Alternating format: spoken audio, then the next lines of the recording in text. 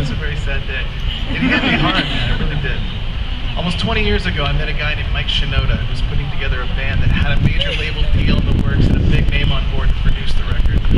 He was a superb salesman and he got me really amped up about auditioning for his band. He told me Deftones had already given him a nod to take them on the road once it was put together, and that the band was going to be huge.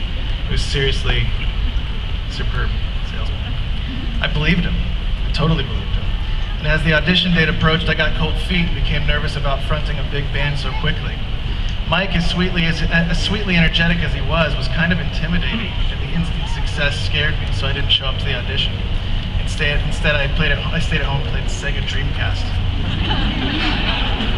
I did. Marvel vs. Capcom. I remember it because I was watching the clock on its VCR. And I was like, I'm supposed to be in LA right now auditioning for this band that's going to be huge. And I didn't. It's a turning point for me. A couple years later, Linkin Park released Hybrid Theory, a rap rock record I didn't really fall in love with, but I couldn't deny. After seeing the music video for One Step Closer on MTV, I put two and two together. This was the same Mike. For a long time, I was sick about it. I kicked myself for not showing up, and I started critiquing Chester Bennington obsessively, almost resenting him in a way. For various reasons, I felt at that time that I was a better frontman than he was. I was sure I would have got the job, and I saw it as the biggest opportunity I'd ever blown. Pure, childish, ego-driven regret. So it wasn't about until 10 years later, actually 10 years ago, that I found peace in my heart about all of it. At the end of the day, I don't think I could have handled bona fide rock stardom as he did, and I'm ultimately glad it didn't happen for me. I was pretty sure that if I had thrown myself into the pressures that Chester braved, I would have been dead for sure by a drug overdose or just straight suicide. After all, I just felt I wasn't strong like him. As we got older, I came to admire Chester. I never really did fall in love with his band, but I came to love him.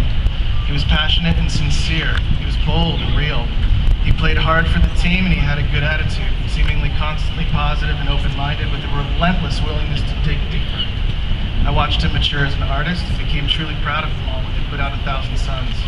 When he helped STP get going again, I became a Chester believer, and I went through his entire catalog, including Dead by Sunrise, to try to get to know him more.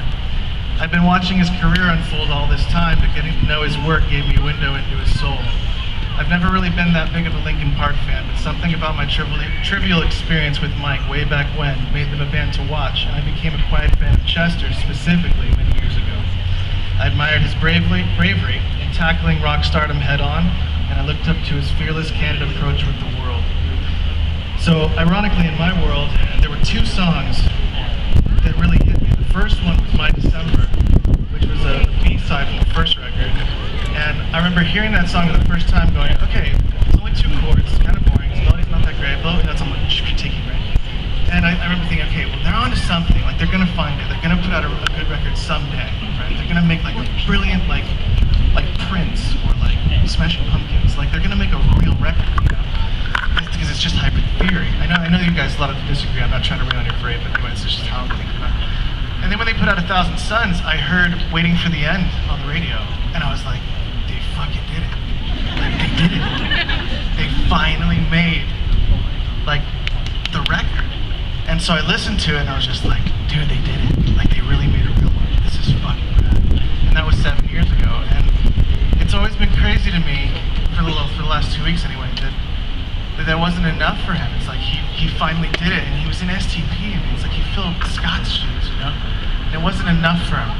And I think this thing going on right now is really beautiful, and it's really cool to be a part of it. And Chester's death really, like, it really hit me, man. I never met him, I never knew him, but it's something about the way that I watched this whole thing unfold. It just hit me. And I want to remind you guys that he's more than just a dude in a band. Like, I'm not trying to poo-poo. Like, it's just a band. He's more than Linkin Park. He was a father, he was a friend, he was a husband, he was a son, you know? And don't forget that. So that's why I'm just doing it, dude. He used to play rock and roll. And I'm happy to be here, and I like these songs, and I'm happy to play them for you. So sing along, because I'll probably screw them up. I'll do my best. Much love.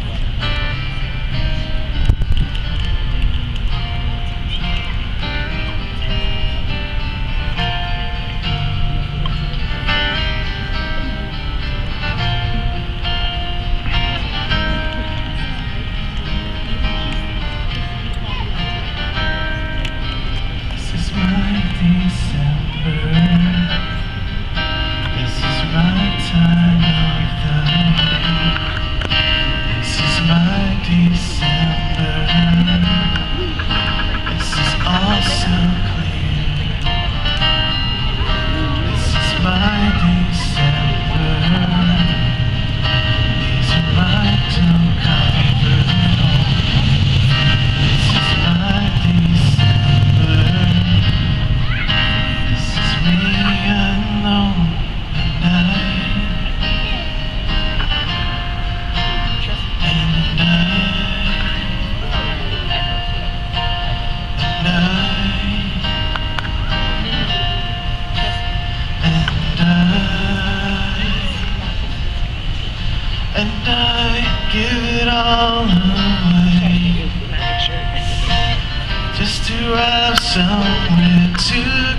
to give it all away, to have someone to come home to.